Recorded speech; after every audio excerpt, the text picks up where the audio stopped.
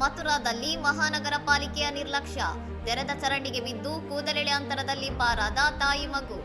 ಭಾನುವಾರ ರಾತ್ರಿ 7:30ಯ ಸುಮಾರಿಗೆ ಕೃಷ್ಣ ವಿಹಾರದ ನಿವಾಸಿ ಶಾಲು ಸೋನಿಯವರು ತಮ್ಮ 3 ವರ್ಷದ ಮಗಳೊಂದಿಗೆ ಗೋವರ್ಧನ್ ಜಂಕ್ಷನ್ ಮೂಲಕ ಸಾಗುತ್ತಿದ್ದಾಗ ಸ್ಲ್ಯಾಬ್ ಇಲ್ಲದ ಚರಂಡಿಗೆ ಆಕಸ್ಮಿಕವಾಗಿ ಬಿದ್ದಿದ್ದಾರೆ.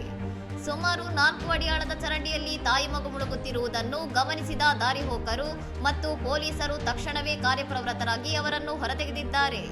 ನಗರದ ಹಲವು ಭಾಗಗಳಲ್ಲಿ ಚರಂಡಿ ಸ್ವಚ್ಛಗೊಳಿಸುವ ಸಮಯದಲ್ಲಿ ನೈರ್ಮಲ್ಯ ಕಾರ್ಮಿಕರು ಸ್ಲ್ಯಾಬ್ಗಳನ್ನು ಒಡೆಯುತ್ತಿದ್ದು, ನಂತರ ಅವುಗಳನ್ನು ಅಜಾಗರೂಕತೆಯಿಂದ ತೆರೆದಿಡುತ್ತಿರುವುದು ಇಂತಹ ಅಪಘಾತಗಳಿಗೆ ಕಾರಣವಾಗುತ್ತಿದೆ.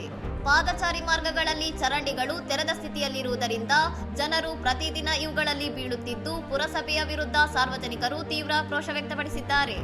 ಘಟನೆಯ ಬಗ್ಗೆ ಪ್ರತಿಕ್ರಿಯಿಸಿರುವ ಅಧಿಕಾರಿಗಳು, ಗೋವರ್ಧನ್ ಛೇದಕದಲ್ಲಿ ಒಡೆದ ಸ್ಲ್ಯಾಬ್ ಬದಲಾಯಿಸಲು ಸೂಚನೆ ನೀಡಲಾಗಿದ್ದು, ಸ್ವಚ್ಛಗೊಳಿಸುವ ವೇಳೆ ಸ್ಲ್ಯಾಬ್ಗಳು ಒಡೆದರೆ ಕೂಡಲೇ ಸರಿಪಡಿಸುವಂತೆ ಸಿಬ್ಬಂದಿಗಳಿಗೆ ನಿರ್ದೇಶಿಸಲಾಗಿದೆ ಎಂದು ತಿಳಿಸಿದ್ದಾರೆ. ಇನ್ನಷ್ಟು ಸುದ್ದಿಗಳಿಗಾಗಿ ನೋಡ್ತಾ ಇರಿ ಸೌರಂ ಟಿವಿ.